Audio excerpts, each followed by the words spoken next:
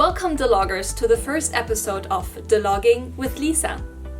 Today's topic is the thumbnail print. This new feature is here to make your and your colleagues' work easier and faster. But how? Well, you probably know best that putting together a collection overview requires a lot of time to find all product information in Excel, in Dropbox, or even in emails, and always making sure that this data is up to date takes additional time.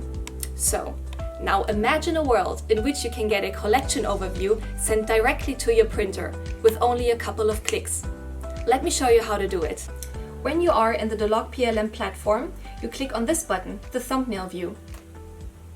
In here, you can either filter your styles by seasons or categories, or you can also group them by brand or by season. And after you make your selection, you go to the printer icon, and in here you can pick the layout, which you can customize yourself. And you also select which kind of product information you would also like to have displayed in your printout. Then you click OK. And you just wait a moment until your PDF is created. Save it to your desktop or send it directly to your printer. That's it. Ta-da! Lisa, we've made some changes. No worries, I'm back in a sec.